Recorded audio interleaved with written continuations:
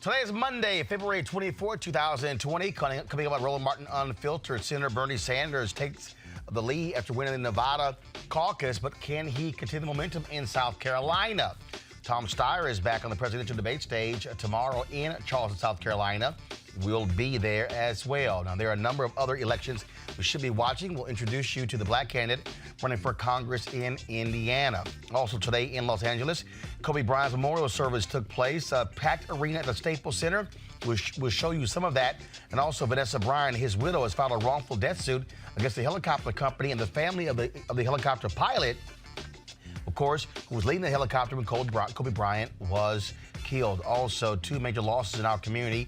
Retired NASA engineer Katherine of Hidden Figures fame died this weekend, as well as restaurant owner, model, as well as, of course, an amazing entrepreneur, B. Smith. And I'll show you the interview I did with her and her husband as they talked about her Alzheimer's battle. Folks, it is time to bring the funk on Roland Martin Unfiltered. Let's go. He's got it. Whatever the miss, he's on it. Whatever it is, he's got the scoop, the fact, the find. And when it breaks, he's right on time and it's rolling. Best believe he's knowing. Putting it down from sports to news to politics. With entertainment just for kicks, he's rolling. It's on go, y'all. It's Roland Martin, rolling with Roland now.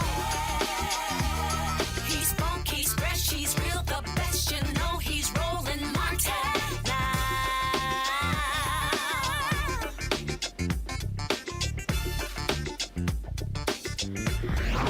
Martin.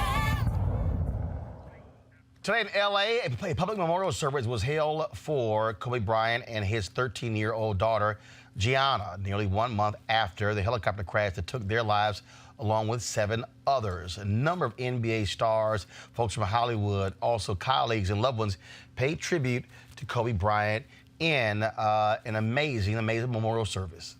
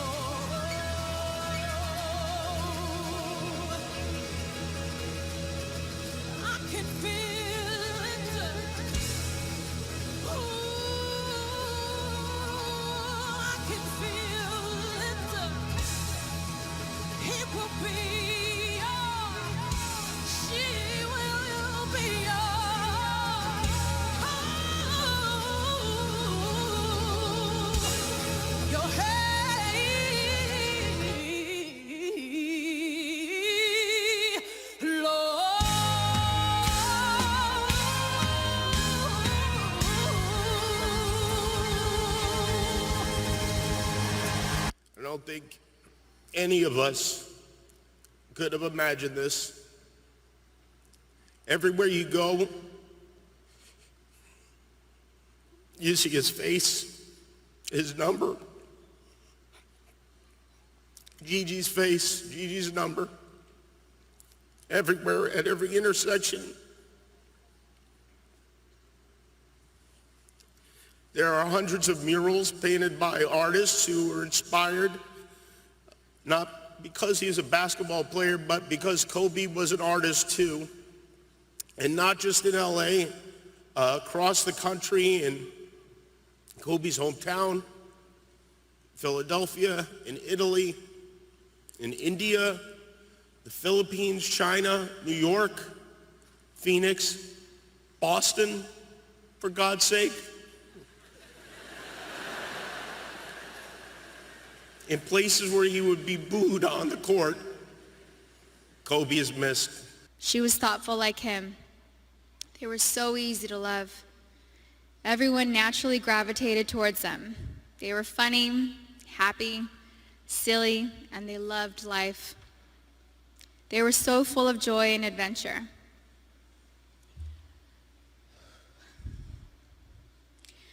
God knew they couldn't be on this earth without each other.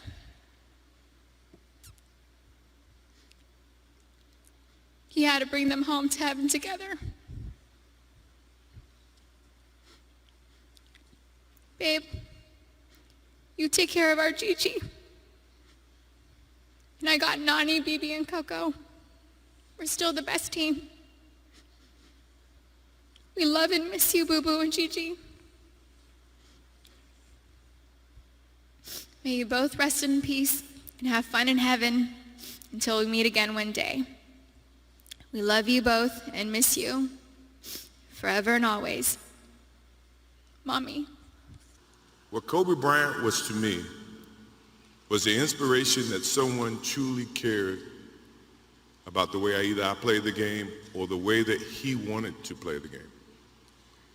He wanted to be the best basketball player that he could be. And as I got to know him, I wanted to be the best big brother that I could be.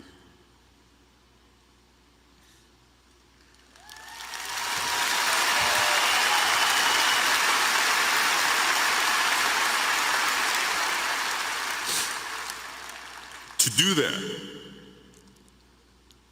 you had to put up with the aggravation, the late night calls, or the dumb questions. I took great pride as I got to know Kobe Bryant that he was just trying to be a better person, a better basketball player. We talked about business. We talked about family.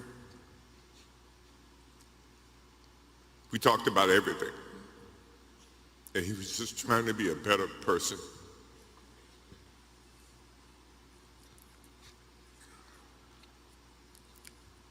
Now he's got me. I'll have to look at another crime meme for the next.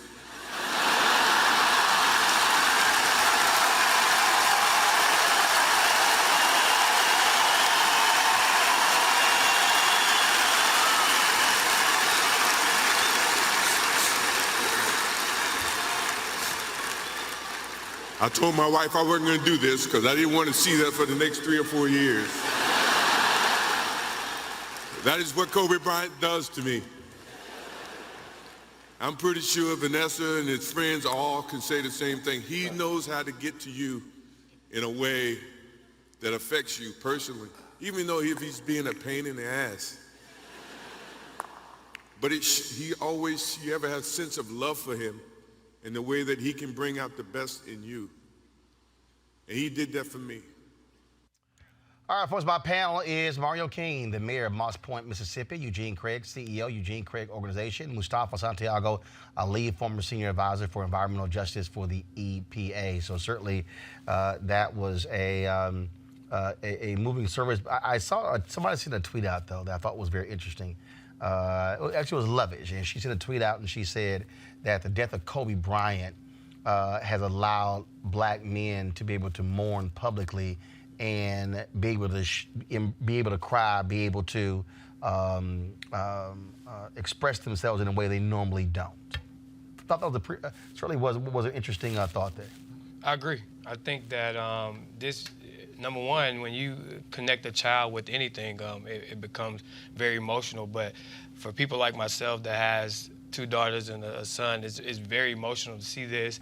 And I think it just shows the display of our love and our affection, and that black men aren't always this big bad wolf, and that we do have a soft side of us. And I think that what he's done for our country and what he's done for us all together, this is great.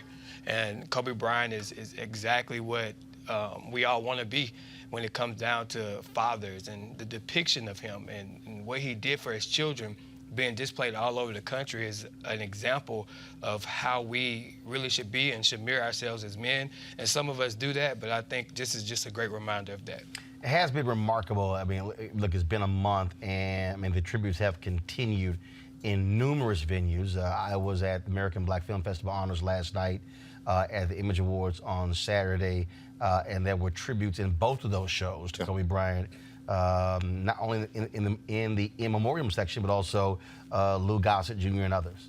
Yeah, this interesting thing about it is this: when celebrities die, it impacts people differently. And the thing about Kobe is that, especially for a lot of folk in my generation, we watched him develop. You know, most of us were kids when he got drafted, and were adults when he ended his career. And throughout that 20 or so year time span, you know, there was a lot of moments that we got to experience and share with Kobe. And you know, I equate it to, you know, similar to when Nipsey died. You know, it's one of those things where you develop a special connection with somebody you may have never met, you know, a celebrity you may have never met. That you know, when they pass, you know, you feel like you lost a part of yourself because that celebrity was a part of who you are as a person. Also generational. I mean, the reality is, Right. I think if you look at a previous generation, whether it's Dr. J, whether it's Jordan, I think if you think about when you see the reaction when Aaliyah died, how a younger generation saw that compared to when Aretha Franklin dies again. And so it's because oftentimes we measure, or we place markers in our lives based upon sort of these pop culture moments, a movie or a song or an athlete, and that also plays a part of this. Kobe was an icon. He was an icon because he did the work, you know, Absolutely. not only on the court, but also off the court. And that's what separates, you know, someone can be just a great ball player, you know, basketball, football, baseball, whatever it might be, but they may not have the other components that make them truly a great person. And, you know, on the artistic side, the work that he did, you know, his philanthropy, all these various things, Kobe was a perfectionist. He was someone who was focused on perfection and always trying to do something better and to get better. And now, but Greg Carr actually, and I put this out there because I just landed, folks, about hour and 30 minutes ago from Los Angeles, and he had posted that he found it interesting that not a single person, that there was no discussion about Kobe's life before he was a Laker. No folks who grew up with, classmates. And they also said that there wasn't a single acknowledgement to his parents by one person. Nobody said pray for Kobe's parents and siblings. I mean, Kobe Bryant, his parents are still living.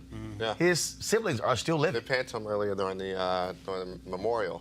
I think this is right, and I actually kind of like how his wife Vanessa did it. Right, there were moments for the family, and then there was moments for Kobe Bryant, the public figure. Well, what we say the family, really just her and the daughters. Well, no, they had a private ceremony for precisely. family and close friends. And so what we saw today was, hey, this is, you know, the memorial service of Kobe Bryant, the public figure that we know.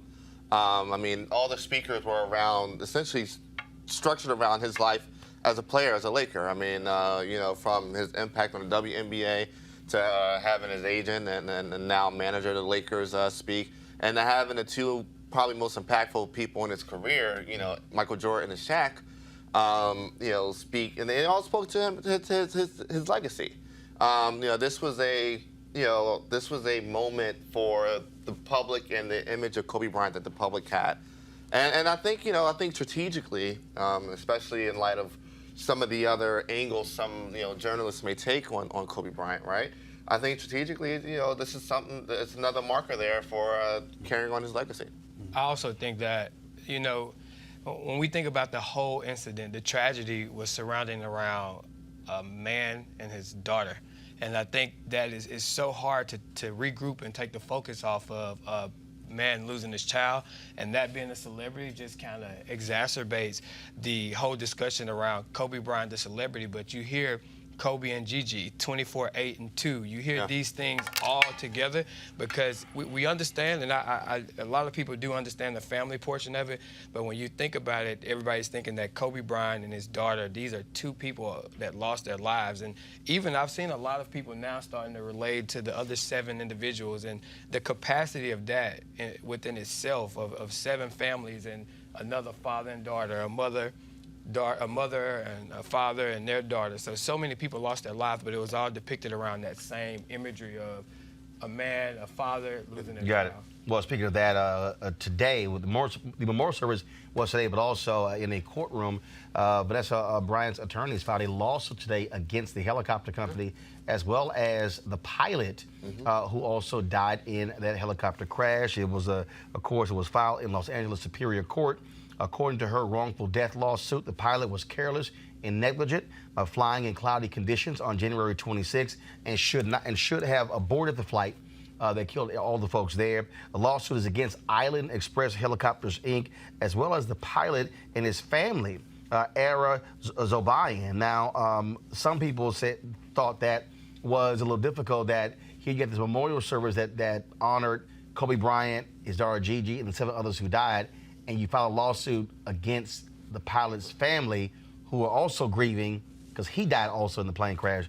But that happened today as well there in a courtroom in Los Angeles. So we'll certainly see what happens with that story there moving forward. And so we can certainly expect certainly more things to happen in the future. Folks, in New York, Hollywood producer Harvey Weinstein was found guilty of rape in a criminal sexual act today. He was facing a total of 5 sex crime charges and was found not guilty of the most serious charges against him. Those charges, predatory sexual assault, could have landed him in prison for life. After the verdict, Weinstein was ordered to head to jail to await sentencing on March 11th. Now, that's interesting there. First of all, when you look at this case, now found guilty in New York, but he's still going to face trial in Los Angeles. Harvey Weinstein could spend the rest of his life in prison. Even though the predatory charges had been convicted of those would have been life in prison. Yeah. I mean, he essentially got a virtual life in prison sentence, right? There are a couple things here. First, he's 67 years old. I read that he's probably facing somewhere between 5 to 29 years in just this case alone. Right. The science shows that every year in prison that you take that you serve, essentially a year comes off of your life just because of the conditions of prison. So even if he gets the minimum, 5 years, right? I mean, if he does 5 straight, he's coming out at 72. He's probably not living too much longer because of it. I mean, he's already in bad health, and I'm pretty sure once he gets in there, who knows what happens there. We think he's in bad health. Right. I think that's a whole lot of action going on right there. Probably. Yeah, I mean, all of a sudden he needs a roller/walker, and if you watch him when he lets that go to the side, then he straightens up a little bit, grabs hold of the rail. We all know the theatrics that go on for some folks who've been caught in this situation. But here's the reality of what's going on. One, when he finds time, when he gets to the place where he's going to be spending the rest of his time, 60% of the men who've been in federal prison have also dealt with sexual assault. Yep. And then we also got to remember this too, because sometimes we get focused on these high-profile cases, which they deserve the attention. We got almost 18 million women in this country who have been sexually assaulted, who are dealing with rape or attempted rape. We've got 1 in 6 women who have been through this type of a situation. And as I was sharing with someone earlier today, when brothers sometimes think, well, this is just a female problem, we got 1 in 10 men who have also dealt with sexual assault or rape situations. So we need to also just get really focused on this. One, we need to make sure there are stronger laws. So when he's able to get off on some of these predatory charges, then we need to take a look at those, the way that that's structured right now to make sure this type of thing is not happening. Absolutely. I think that we need to take it serious, number one, and I think that we need to watch our justice system and make sure that everybody has this equal justice play out. I think that what he's done is there's no excuse for it. I think, like you said, if he get this minimum 5 years, I don't care if he did it or if he the minimum sentence, or I don't care how young he is. My thing is he needs to serve his time. He needs to be accountable, fully accountable for what he's done. I think that oftentimes that we take these things and we say, oh, he's old and oh, he's on the walker, but is he? But even if he's not, I don't think that's really something that I'm concerned with. I just think that if he was found guilty, litigation is an opportunity for us to be able to discuss the facts. Oh, yeah. He was he was fact-based. He was found guilty. I think he needs to serve his time, and I think it needs to be served to the max, because these children, these people that were victims of his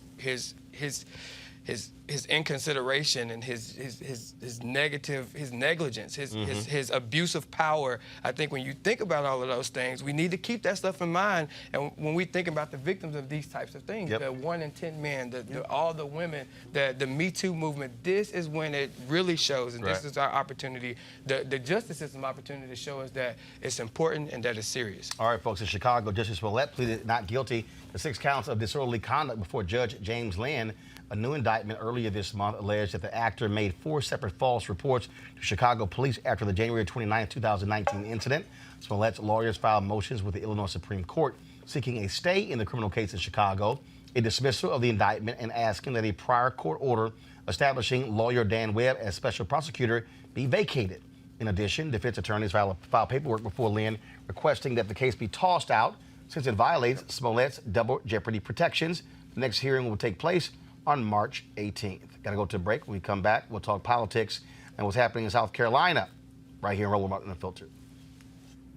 Roland Martin Unfiltered, youtube.com/Roland S. Martin. And subscribe to our YouTube channel. There's only one daily digital show out here that keeps it black and keep it real. It's Roland Martin Unfiltered. See that name right there? Roland Martin Unfiltered. Like, share, and subscribe to our YouTube channel. That's youtube.com/Roland S. Martin. And don't forget to turn on your notifications so when we go live, you'll know it.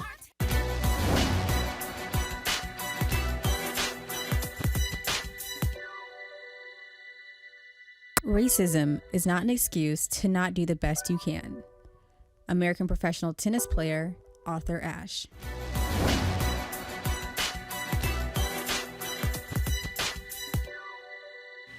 All right, folks, are you looking to enhance your leadership or that of your team in 2020? Well, you should join Dr. Jackie Hood Martin for her newest online course and mastermind group, How Successful People Think. She'll be your guide as you learn timeless leadership principles to apply to daily living. The offer expires on February 28th. That's this week. So register for or start the online course today. Go to www.livetolead.com/Leesburg. Live, L-I-V-E, the number 2, LEAD.com/Leesburg. All right, folks, this weekend, Senator Bernie Sanders smoked his competition in Nevada, blowing everyone away to take the lead and cement his status as the front-runner Democratic nomination.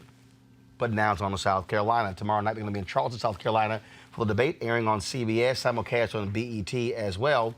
And on the stage will be the same candidates from last week, which includes Senator Bernie Sanders, Vice President Joe Biden, Senator Elizabeth Warren, Mayor Pete Buttigieg, Tom Steyer, Mayor Mike Bloomberg, and also Senator Amy Klobuchar. Now, this is being sponsored by the Congressional Black Caucus Institute. Polls showing right now that Vice President Joe Biden is leading in South Carolina, but Tom Steyer is in a strong second place. Bernie Sanders is also moving up as well. Mustafa, this is going to be a very tough week. This is the first time black voters really get their say. Upwards of 60% of the primary voters in South Carolina will be African American. I hope, though, tomorrow night with this debate, you're actually going to hear questions that black people care about, as opposed to moderators going all over the place and then every now and then coming back to questions pertaining to us, considering this is a Congressional Black Caucus Institute sponsored debate. Yes. And I'm surprised that Klobuchar is actually showing up, since she hasn't shown up on any Media Colors shows to answer any of the tough questions. So it's on them now. And, you know, it's interesting also that there needs to be questions on environmental racism. There needs to be questions about housing justice and economic justice and what are they actually going to do in that space, and a number of other things that are there. And I predict that when we get done with the South Carolina primary, that there's going to be some surprises. I think that you're going to have a 1 and 2, and I don't know which way it's going to go, where you're going to have Steyer and you're going to have Sanders and not Biden. Well, I have a slightly different take on it. I think Biden probably smokes the hell out of this primary. Okay. Bernie, he did well in Nevada, but at the end of the day, the narrative that went out was that, he did well among voters of color. Bakari Sellers put out an interesting tweet where he essentially said, look, there were 10,000 Hispanic voters and 6,000 black voters. That's going to be one small minor county in South Carolina come this upcoming Saturday. And so the thing is this: I think coming out of debate, we'll see what happens on the stage, and I do hope that we get, being that this will be a debate centered around black issues, it should be, that we get good discussion around black issues, solutions to black issues. But coming out of the debate, going into Saturday, the primary on Saturday, I think Biden does really well. I think Steyer probably does make a strong place in second or third, enough to get him a delegate to keep him around if he decides to stick around. And I think, look, Amy and Pete are going to have a hard time. I think Bernie's going to have a hard time. Bernie has a hard ceiling. He has a hard 25-30% ceiling, which looks really, really good in really small states like Nevada. But in a big state with a big population, he's going to have trouble. But first of all, how do we know he has a ceiling? Because the reality is, and Mary, you understand this. When you win, bottom line is there's momentum. And when you come out and you look at it now, so really he eked out a win in Iowa, wins in New Hampshire, wins in Nevada. You look at the polling numbers, that Biden lead is shrinking fast. I agree with you, and I think that so I can kind of look at all points of it.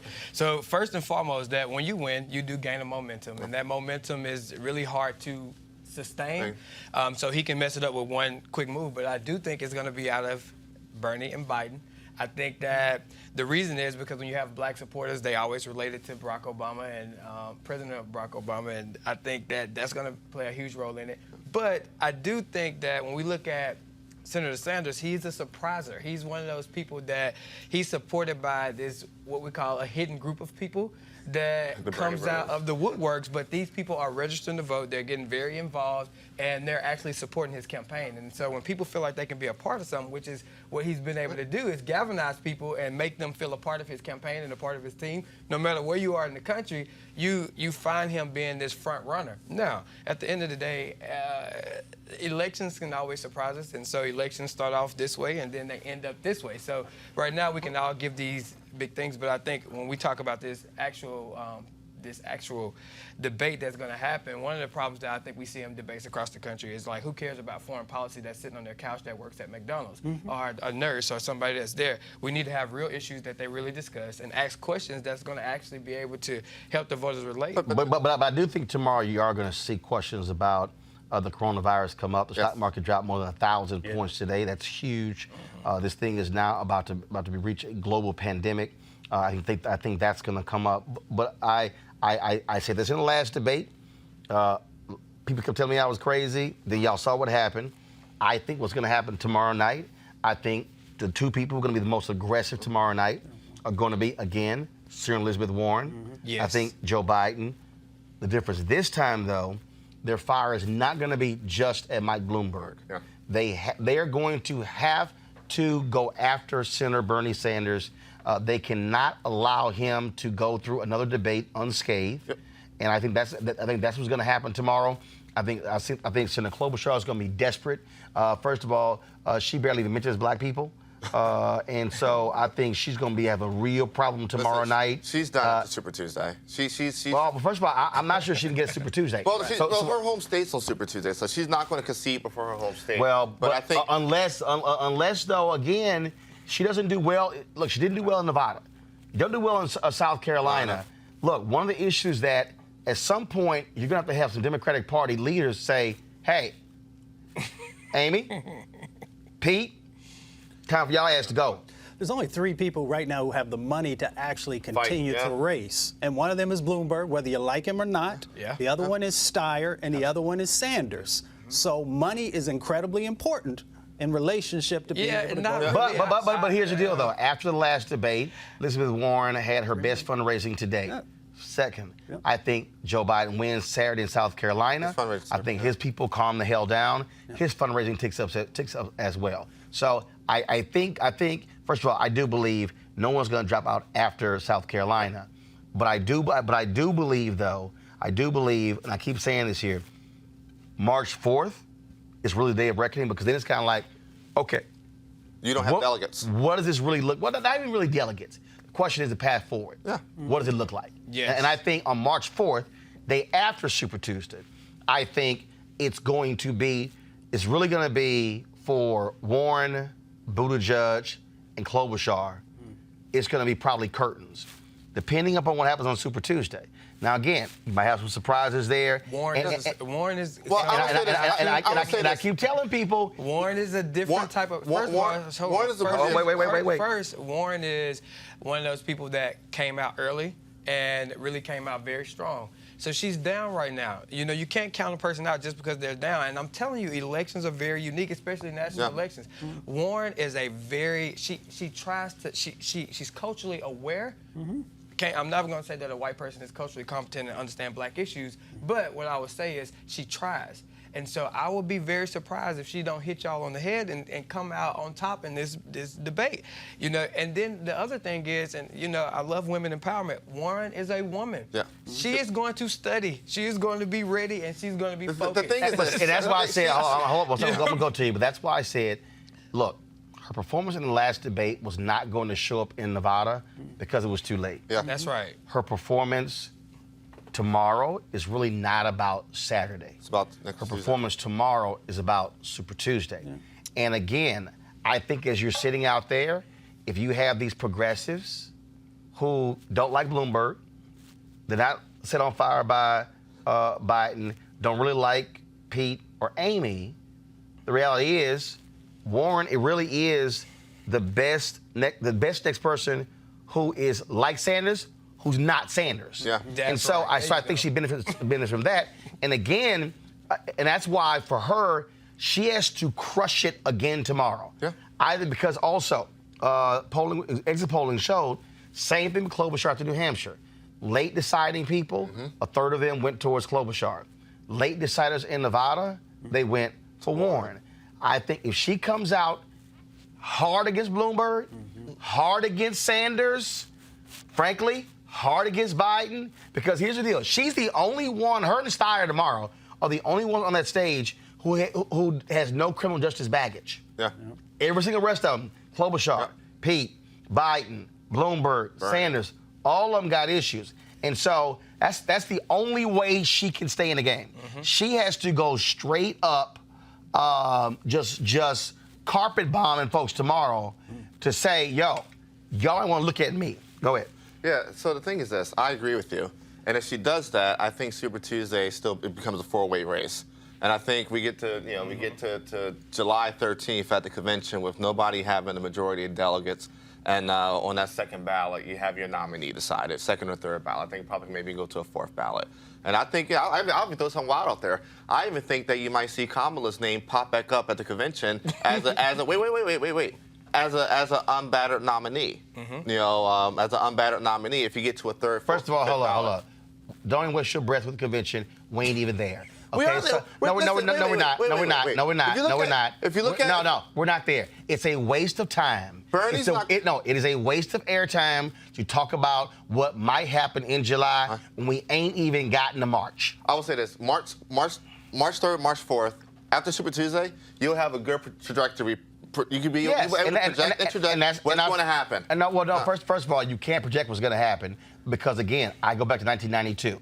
Bill Clinton did not win his first state until the 6th primary. Then he lost 7 in a row. I agree with you. And then he wins 2. He wins 3 out of the first 14. So all I'm saying is, you can't predict any of this. Again, I think what happens is you have a massive reset on March 4th. Yes. Because here's the other piece.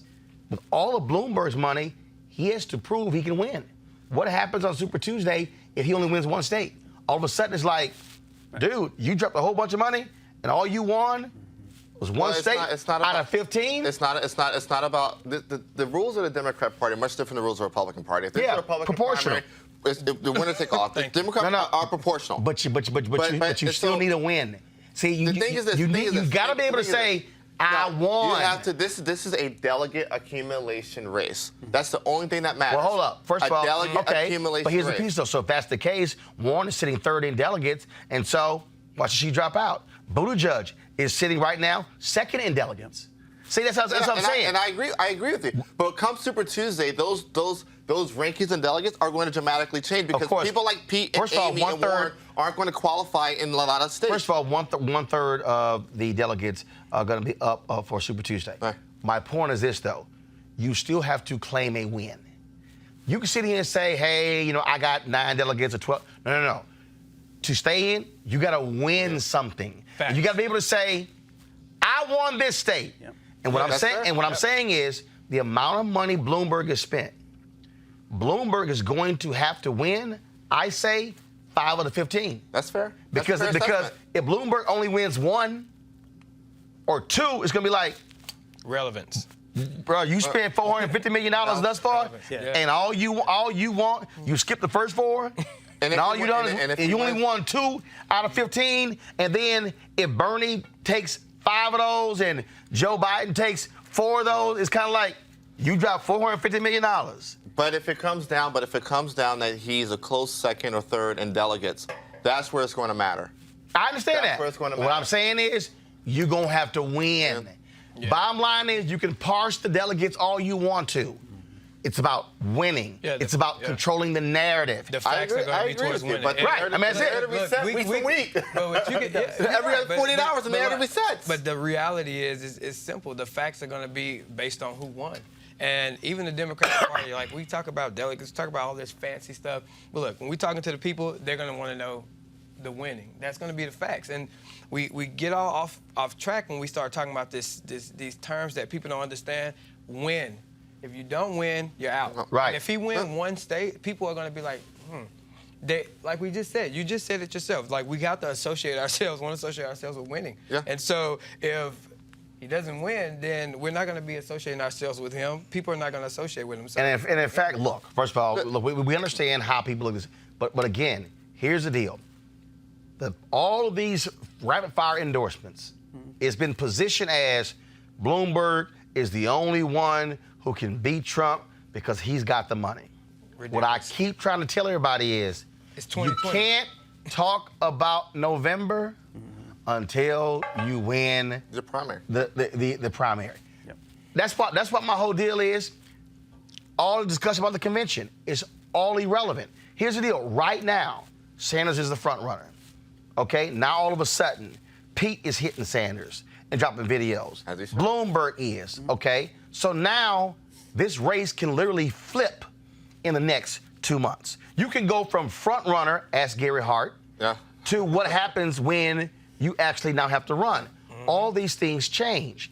But all I'm saying, though, is I do think you're going to have a whittling of the field. I think absolutely the bottom is going to get sliced out. Yes. That means Tulsi, I don't know what the hell she's doing. Yeah. But anybody pay attention to her. But I think Steyer. She's persevering. I think Steyer, Klobuchar, Buttigieg are the 3 who are absolutely on the bubble. Oh, yeah. Meaning you got to go. Now, Steyer, he's a billionaire, so he doesn't have to go. But at some point, he's going to have to make a decision. Okay, I'm running, and if I pull 8, 10, 12, 15%, who am I pulling it from? Yeah. Now, maybe, as some suggested, his whole deal is, I'm going to keep pulling my 8, 10, 12, 15. That's really coming from Joe, and that's helping Bernie. Don't know. But that has to shake out. Final comment. I agree with you. And what ends up happening is that, Bernie does win a state. He's winning it with 30, 35% of the vote, right? And what's also happening is that, your folk like Buttigieg and Klobuchar and Steyer, they're getting 4 or 5, less than 15% and aren't getting a single delegate out of it. So in one respect, it does help Bernie, but on the other side of it, it does help the other folk that get above 15% because the delegates are aligned proportionally. Well, one of the things that we're also looking at, of course, you got different candidates who are running for office all across the country, and then you so much attention on the presidential race, Yeah. but Democrats absolutely want to take back, keep the House, take back the United States Senate, but also they're really targeting a lot of these state legislatures all across the country as well, which is one of the reasons why they're also concerned about who's going to be the top of the ticket. And that's why they're saying, hey, if Bernie's at the top ticket, we kiss the potential of winning the Senate goodbye and also some of these state legislatures. But one of the places they want to be able to do is bolster their ranks in the House. Melissa Borum, she's running for Congress out of Indiana. She joins us right now. Melissa, you're running in which congressional district and who are you running against? I am running in the 1st Congressional District of Indiana, and there are 13 other opponents. So that's obviously a hell of a whole lot of different people. Is it winner take all? Do you have to get a majority of the votes, or is it 50+1? No, it's winner take all. So what is your plan? First of all, who's the incumbent in that district? Congressman Pete Visklowski is the incumbent. He has been in office for 35 years, and he will retire after 36. All right. So for you, how are you trying to stand out among all those candidates? I think what makes me different is being a Valpo Law graduate and being born in Northwest Indiana. I had the opportunity to work for Congressman Pete Visklowski, Senator Durbin, and also the House Committee on Appropriations. And for the last 4 years, I've managed government affairs for AAR, a global aviation company. And so what we try to do is make sure that we build a sustainable workforce development pipeline into the aviation industry. So I've been on the ground level of building pipelines through educational pathway alternatives and bringing real opportunity to communities where minorities live. And so first and foremost, when you talk about that particular district, what is the split there? Is it red? Is it blue? What is it? It's definitely a Democratic jurisdiction. And so, is it a safe blue seat? It is safe. Okay. And so, one of the things that also jumped, you work for the congressman. Has he endorsed anyone in this race? He has not endorsed anyone in this race, but I've been endorsed by Congressman Jim Clyburn, Congressman Benny Thompson, Congressman Cedric Richmond, and also Congresswoman Marsha Fudge, which that endorsement rolled out today. Okay. Also, when you talk about what are the areas there in Indiana who votes in that congressional district? Gary, Indiana, East Chicago, Hammond, Maryville. It incorporates all of Lake County, all of Porter County, and a sliver of LaPorte County. And so there are a lot of cities and towns that is encompassed in this district. All right, then. Well, certainly good luck as you run for Congress. Thank you so much. All right. Thanks a lot, folks. We'll be featuring some other candidates in other places who are running as well, most of them largely on Super Tuesday. And so we'll be showing you some of those folks as well. Got to go to a break. We'll be back on Roland Martin Unfiltered. You want to support Roland Martin Unfiltered? Be sure to join our Bring the Funk fan club. Every dollar that you give to us supports our daily digital show. There's only one daily digital show out here that keeps it black and keep it real as Roland Martin Unfiltered. Support the Roland Martin Unfiltered daily digital show by going to RolandMartinUnfiltered.com. Our goal is to get 20,000 of our fans contributing $50 each for the whole year. You can make this possible. RolandMartinUnfiltered.com. All right, so a lot of y'all are always asking me about some of the pocket squares that I wear. Now, Robert don't have one on. Now, I don't particularly like the white pocket squares. I don't like even the silk ones. And so I was reading GQ magazine a number of years ago, and I saw this guy who had this pocket square here, and it looks like a flower. This is called a shibori pocket square. This is how the Japanese manipulate the fabric to create this sort of flower effect. So I'm going to take it out and then place it in my hand so you see what it looks like. And I said, man, this is pretty cool. And so I tracked down, it took me a year to find a company that did it.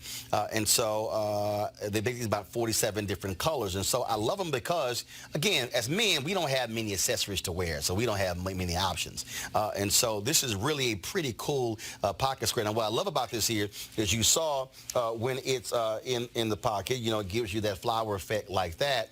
But if I wanted to also, unlike other, because if I flip it and turn it over, it actually gives me a different type of texture. And so therefore it gives me a different look. So there you go. So if you actually want to get one of these Shibori pocket squares, we have them in 47 different colors. All you got to do is go to RolandSMartin.com/pocket squares. So it's RolandSMartin.com/pocket squares. All you got to do is go to my website and you can actually get this. Now, for those of you who are members of our Bring the Funk fan club, there's a discount for you to get our pocket squares. That's why you also got to be a part of our Bring the Funk fan club.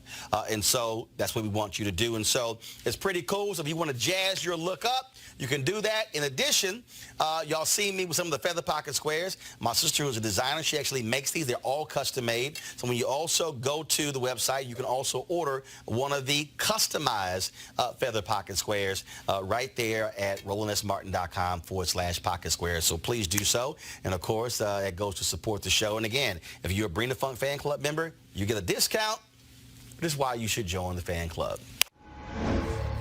All right, folks, at Black Patch, they dropped their poll, and it shows that 1/3 of black voters want somebody else running for president. According to their particular poll, more than 50% say Democrats are not paying enough attention to their issues, saying they spend far too much time on impeachment and other issues as well. But, of course, they also cannot stand Donald Trump. According to Black Pac's poll, 76% of black voters disapprove of Donald Trump's performance.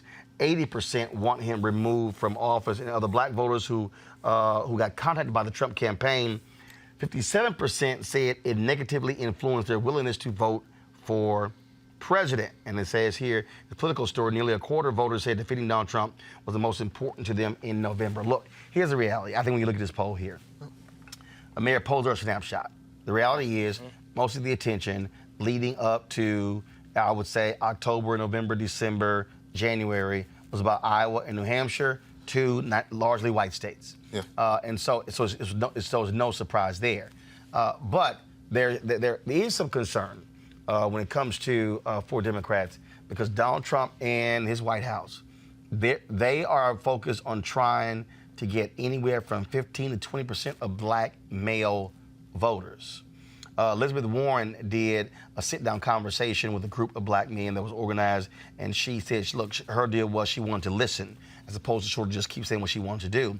That's an area Democrats must be paying attention to. The first thing I heard that was interesting in there is that black people actually going to the polls. We talked about this before, but you know, number one, we gotta go to the polls and see what's real about this, what's real about the discussions that we have. But the other piece of it is that we can talk about black males, and again, these are polls. These are just snapshots of what people think and what people feel. These are not it's not factual data, and I don't really know who did that poll, but Cornell Belcher. Okay, so look, this is the reality. One of the top black pollsters in the country. Yeah, you don't get it wrong. I respect this. I respect it. You know, I get it. I respect everybody's researching what they do. But when we talk about the actual polls and actually what's going to happen in the November election, the first thing is everybody run for office because everybody think they can do it. Okay? Donald Trump and along with the rest of these people, they make these promises. Okay, and it's about what promises they really make to the people. We get very focused and we get very down bad on these ideas of foreign policy and all these fancy things. But the reality is, it's the promises they make. And when we see Donald Trump, we see him meeting with pastors. We see him bringing on people like that he's helping and really dealing with prison reform, which we know he really isn't. But when you do certain things and when you really do things that appeal to the people and you're popular, and you know, it happens. And then let's also be honest. The Republican Party, you know more than all of us, the Republican Party, they are very, very structured, and they're very, very entitled, and they go out and they get votes and they sustain them, and they win at the end. So, Well, but I think what's happening here, I mean, first of all, it's no shock. I see this poll, if a third of black people want somebody else to run, because it's not like folks are just bowled over. But also, I think we got to understand something.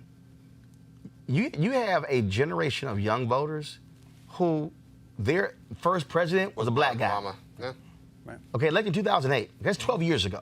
Okay, so if you were 10 And he years had progressive if policies. no, forget that. He black.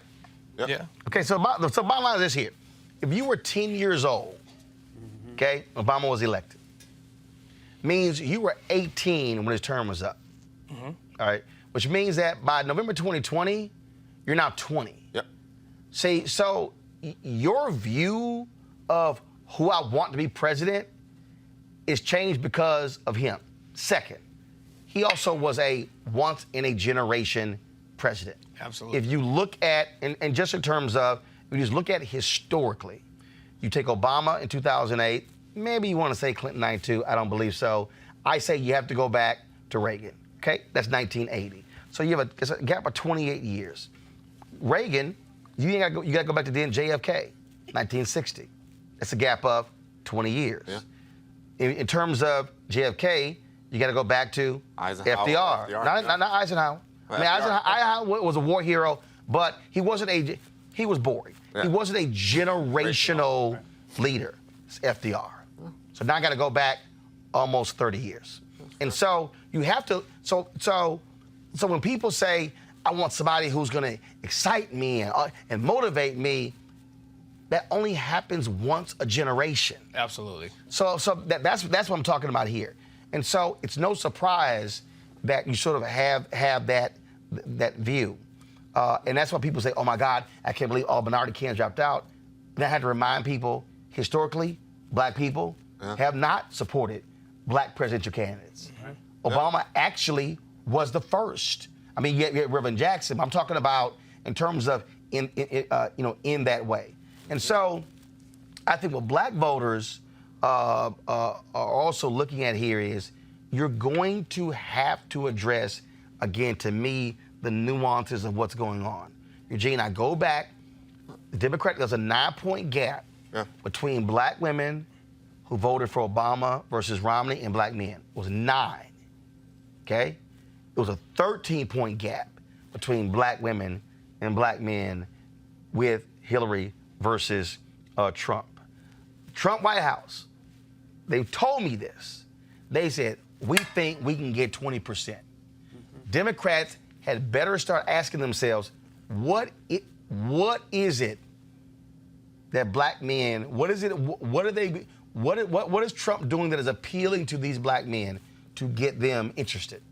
Just a little bit inside baseball here. I agree with you. I agree with you with every point there. And Team Trump, particularly certain factions of Team Trump, because the broader folk that are power players within Team Trump still don't, give two Fs about the black vote. But there are certain factions of Team Trump that think that, hey, Paris has said on the record they can go from 8 to 13% broadly, and they want to shoot for that 20% among black men. I think, honestly, what it comes down to is engagement, to be honest with you. I think Democrats over the last, X amount of years, going back to Hillary's campaign, have lacked any engagement. And Team Trump, saw a couple things that happened on the RNC side in 2016, and now they're going to attempt to do a couple things on the actual campaign side. The issue that they have is that Trump is still nuclearly toxic.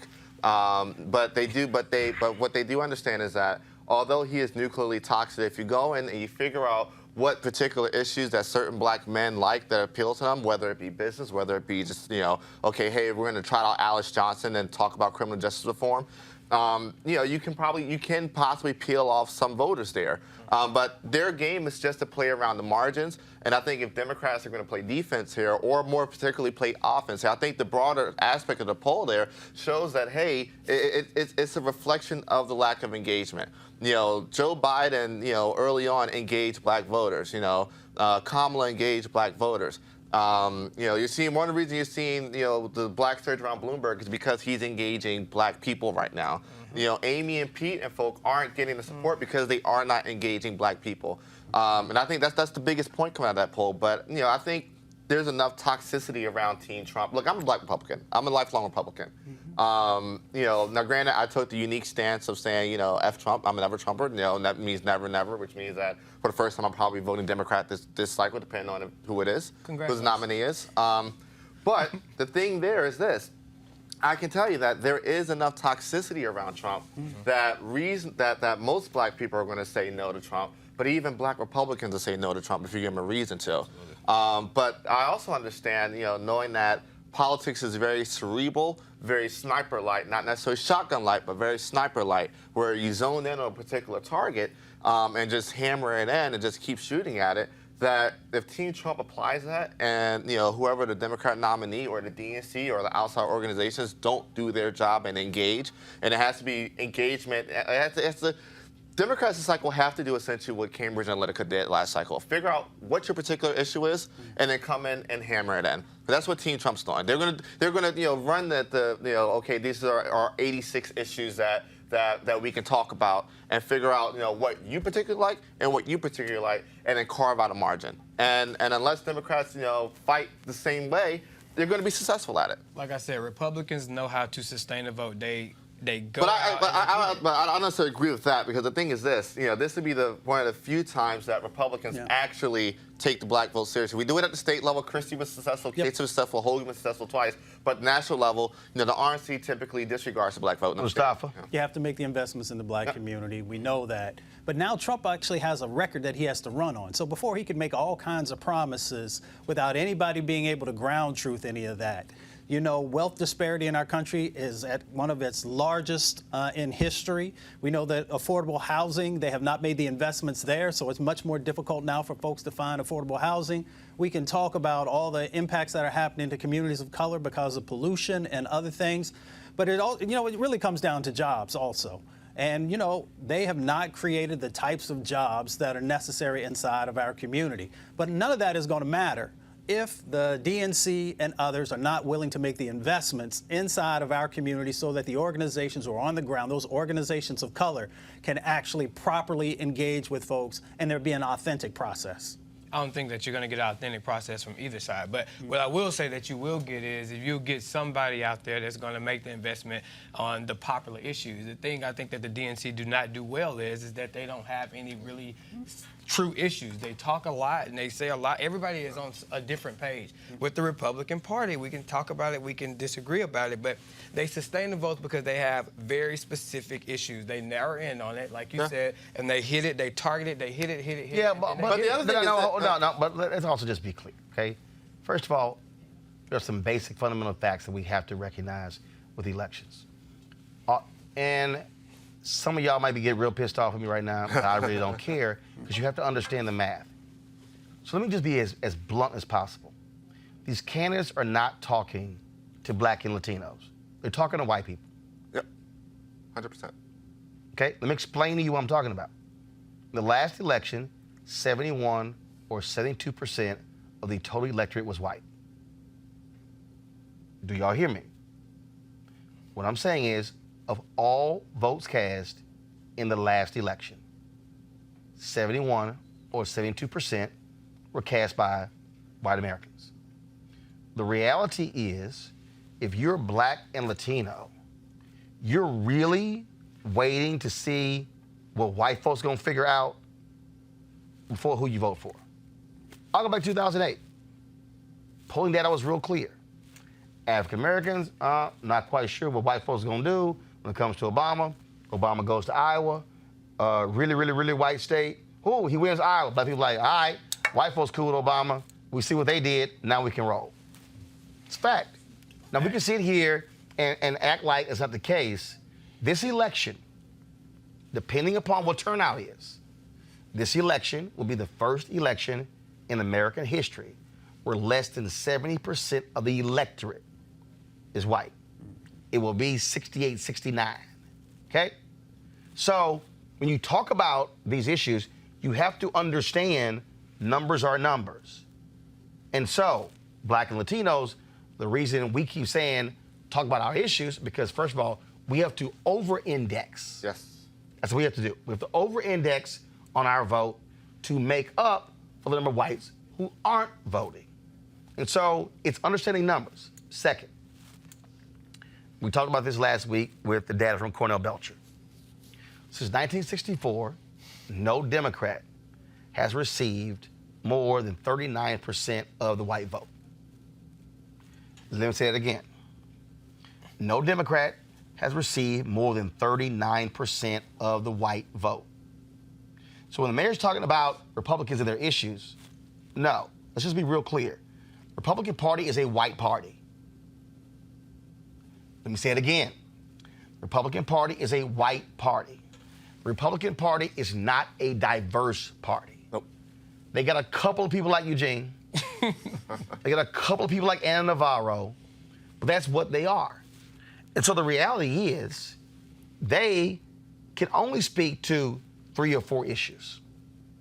Truth is the Democrat tent is much larger.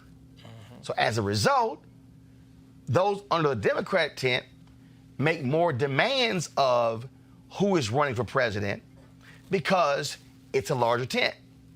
So if you're a Democrat, you got to speak to African Americans, Latinos, you got to speak to Asians, LGBTQ, you got to speak to those who care about the environment. It's like there are more constituencies in the Democratic Party who are vying for attention saying, listen to me, listen to me, listen to me. On the Republican side, it's real clear. You white, you conservative, you love Jesus. Howard Dean said, God gave guns. So you have to understand what is going on here. And so what Trump wants to do is to pick off, well, I can pick off 15, 16, 17, I can offset, okay, black women turn out over here. That's all that is. And so you have to understand how the game is being played. But again, no Democrat since 1964. What's the correlation? LBJ ran for re-election in 64. Okay, after that, he signed the Civil Rights Act of 64, Voting Rights Act of 65, Fair Housing Act of 68, and white voters were not happy and have not been happy. And more than 60% or more of white voters in America have voted for the Republican candidate, which is why any of y'all talking about staying at home is a dumbass. And I'm saying it for a reason. Because you have to understand, if you say my vote doesn't count, it damn sure don't count if your ass stay at home. But you have to look at the data to understand really what is going on here. That was a 2.4% drop black voter turnout in 2016. The first time in 20 years it had dropped. Understand? So I'm not blaming black people for Trump winning. White women got to bear that burden. 53% of white women voted for Trump. Also, college-educated white folks, the numbers who voted for Trump as well. But we have to understand numbers. So when you say, candidates are not talking to me, 71, 72% total electorate white. Everybody else over here, that's how they are looking to and speaking to issues. Just understand that. It's basic math. But I think a lot of us don't want to understand that. Got to go to a break. We come back. We're going to pay tribute to Katherine Johnson as well as B. Smith on Roland Martin Unfiltered. You want to check out Roland Martin Unfiltered? YouTube.com/Roland S. Martin. And subscribe to our YouTube channel. There's only one daily digital show out here that keeps it black and keep it real. It's Roland Martin Unfiltered. See that name right there? Roland Martin Unfiltered. Like, share, and subscribe to our YouTube channel. That's youtube.com/Roland S. Martin. And don't forget to turn on your notifications so when we go live, you'll know it. You want to support Roland Martin Unfiltered?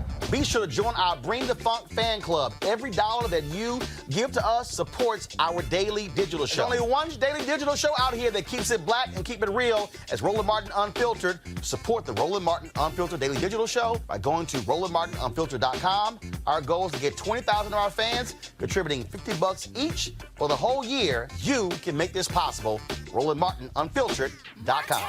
Folks, Katherine Johnson, the NASA Langley Research Center mathematician, of course, who was You saw her in the movie Hidden Figures, played by Taraji Henson, died today, age of 101 years old. It was a result of the research of an author who discovered all of these black women who were doing amazing things at NASA, decided to write that book, and it turned into a blockbuster film as well. She has been lauded in a significant way since that movie came out, and it was a great time to see her given the Presidential Medal of Freedom by President Barack Obama. Here's some of that video.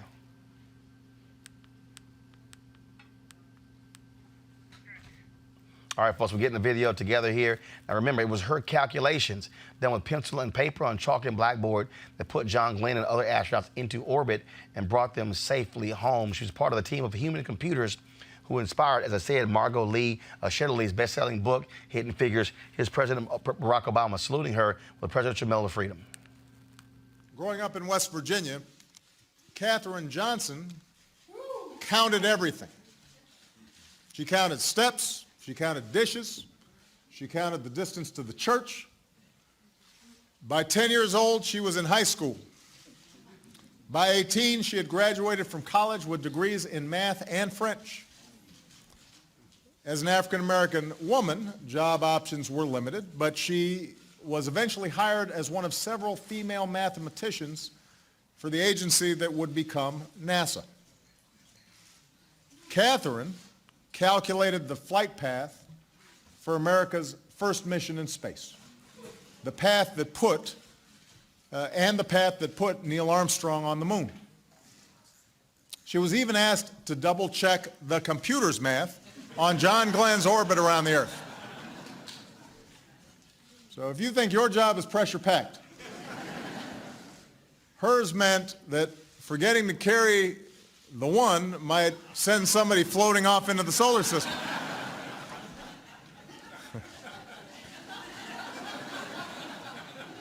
In her 33 years at NASA, Katherine was a pioneer who broke the barriers of race and gender, showing generations of young people that everyone can excel in math and science and reach for the stars.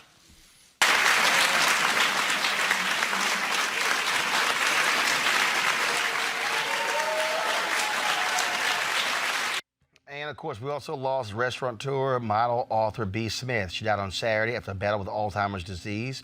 According to her husband, Dan Gaspy, she was 70 years old. In addition to building restaurants and a home decor collection over the years, she was a fashion model, actress, broadcast talent, best-selling cookbook author. In 1976, she became one of the first African-American women to appear on the cover of Mademoiselle magazine. B. Smith was styled. Her syndicated talk show aired nationally on NBC stations for several years. She also ran 3 popular restaurants, including one here in Washington, D.C.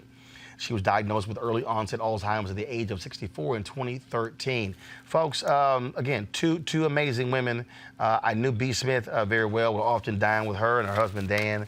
Certainly was just so sad. I mean, just one of the most creative women out there, and 2 pioneers in 2 different areas. I'll just say this, with Ms. B. Smith, I think what she done was just absolutely remarkable. But when I think about, you know, the Alzheimer's disease and how black women are so affected by that, I think that her death will not be in vain. Number one, we'll be able to enjoy her creations and her innovation and her thinking for years to come. But also, we'll be able to bring some awareness to this disease for our culture and for our black women to be able to hopefully provide more money towards the research of Alzheimer's and things like that. And then we talk about a mathematician, a female black mathematician that is an icon, a celebrity face that we can see that actually do calculations. It just makes me feel good about just the women in America, that, you know, the black women in America. So I think that having these people as role models, people that we can look up to, and their stories will never die, just because they have so much that they've given to us and so much things that we can tangibly see for the rest of our lives. You know, I was grateful to be able to actually experience B. Smith's restaurant before it's gone at Union Station. One of the best soul food places I've ever been to in my life. The food was amazing. You know, rest in peace. And I think that you know, her legacy is going to live on, you know, through her work. In regards to Katherine, let me tell you something. Black women have been a part of every major thing that's happened in this country. Without the advancement that came from NASA, without her calculations, we probably don't see a lot of the technological advances that we got that came out of that whole era, that whole project and program. Black excellence at its best. Rest in power. So first and foremost, I want to thank the panel for being here. We're going to end the show with this here. First of all, you want to support Roland Martin Unfiltered, go to RolandMartinUnfiltered.com. Tomorrow I'm going to be in Charleston, South Carolina for the Democratic debate. And so we'll be broadcasting the show from there as well. We're going to end the show here in 2013. Actually, I interviewed Dan and B when they put out their book, Before I Forget, Love, Hope, Help, and Acceptance in Our Fight Against Alzheimer's. And this was my interview with both of them on TV1's News 1 Now.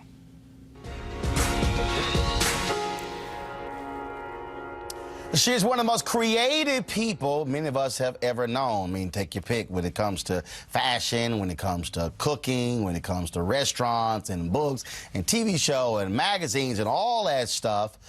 So imagine being a very creative, vibrant, busy entrepreneur, then all of a sudden being struck with early onset Alzheimer's disease. How that all of a sudden changes your life, but not just the life of B. Smith, but also her husband and business partner, Dan Gadsby. Alzheimer's, of course, is usually associated with folks 65 and older. However, it can strike folks as young as their early 40s. Altogether, 5.4 million Americans suffer from Alzheimer's. In fact, every 66 seconds, someone in the United States develops the disease. And African Americans are twice as likely to develop late onset Alzheimer's than whites. Now, instead of running from Alzheimer's and going into seclusion, B and Dan chose to go public in an effort to help others struggling with the disease. They've written about their experiences in the New York Times bestseller book, Before I Forget, Love, Hope, Help, and Acceptance in Our Fight Against Alzheimer's. And joining us on the set right now is B. Smith, Dan Gadsby. Good to see both of you. Always good to see you. Happy to be here. Glad that you are here.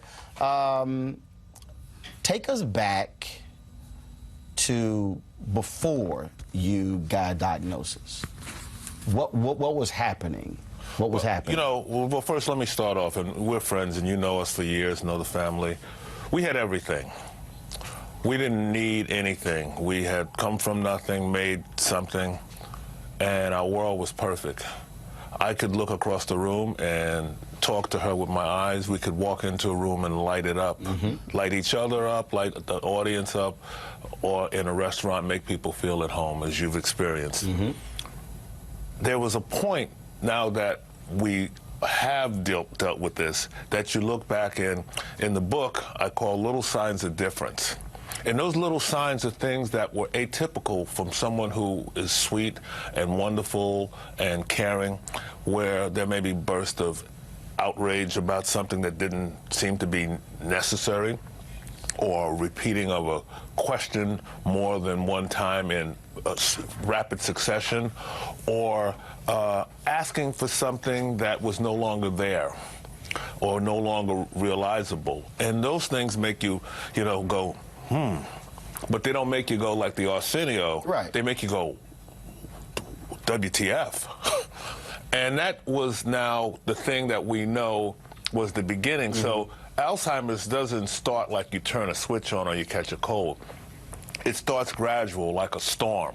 You don't know that it's going to be a rainstorm or if it's going to be sandy, but in the case of Alzheimer's, it is sandy because it changes everything, and because the ability to do everyday basic things become more difficult. That was the beginning, just little things. And that's why when we realized, as we went and had the amyloid plaque test and had the cognitive test, that this was the case, while Sweetie was at the peak of what we know is her abilities to talk and deal with things, she said to me, I want to tell people what I'm dealing with. I don't want people to define me, and I don't define myself. And that was the genesis for this book. Talk about that. When I first started the book, everything was going good, and at some point, it just sort of became difficult. Yes. And, here's a woman who I called her the ultimate hyphenate, because you could add this to this to this from mother. Right, and that's probably, I would think, because look, my my sister's husband. My sister's helping to care. She's a teacher helping to care for both of his parents. Dad first got Alzheimer's, then the mother developed Alzheimer's. Right. Dealing with both of them. For you, I mean, you had 30 balls juggling. I mean, and you were sitting here, look, I mean, I've been in your office, and you're sitting here, I mean, you got the line of products, and you got this, and this, and this, and this, and this. And so this creative mind that always kept things, remember this, that, and the other, and all of a sudden, things begin to change for you. How to being that kind of creative person who's in control, who understands all these different things, that had to be just a dramatic shift for you. It was, but I never want to stop. And at that time, you know, I was definitely not going to stop. And the trouble with that, to be honest, because this book is about being honest, both what she's dealing with, what I'm dealing with, what we're dealing with together, is that, you know, you are the sum of who and what you do. And when you can't do it all, things start to unravel or things start to drop. And that is the point where there's tension, there's misunderstandings. Let me say, one of the reasons that we wrote this book was when we look back, I can imagine how many people have left other people because they didn't know that person wasn't dealing with something psychological, they were dealing with something biological or neurological. And bringing that up, because I think this is very interesting. And nobody talks about this. Well, absolutely. And also when you talk about married couples. Yes. We hear vows, for better or for worse, for richer or for poor. Through sickness. Through sickness and health. You talked about coming from nothing, having riches, being better, wonderful life, and now all of a sudden, your life changes. To me, that's the true test of a marriage and whether or not you're committed. There's no testimony without the test, my brother. And you know what? If I never do anything but make sure that make sure that she's protected for as long as I breathe, I've done everything. That was a moment when he sent an urgent email and tweet out, and text to a lot of us when you were in New York and he couldn't find you. Yeah. You went to meet someone. Met her daughter. 17 hours. She walked for 17 hours in high heels. From Midtown Manhattan to Harlem, down to where the World Trade Center and Staten Island is, over to Staten Island, back. We had people tell us she was singing with people because they were, you know, it was a night and it was the day before the day of Thanksgiving and people were out and having a good time. And she had on red high heel shoes and she had on a windbreaker and it was like sleeting. And we estimated she did a marathon and a 10K. Wow. But, you know, she's in great shape, but she's a fighter. And the thing I've learned about this disease that is so devastating is that there's a war going on inside of a person. It's an all-out frontal assault. And I call it an act of domestic terrorism because it devastates the person and those who they love. Hold tight 1 second. I got to go to a break. When we come back, we'll talk more with B. Smith and Dan Gaspy about their book. Before I forget, right here on News 1 Now on TV 1. Executive in charge and the EV. That's it, y'all. That's it. All right. That was the interview with B. Smith and Dan Gaspy. Prayers for Dan. I've texted Dan. I offered him, asked him to come on. He's still, of course, grieving. And you know, it's real hard.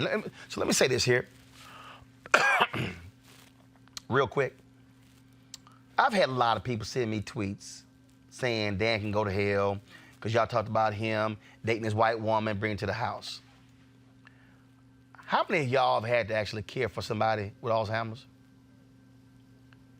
Not one person out there commenting know anything about what was happening in their house before she got sicker. Nobody. I knew both of them. I know both of them.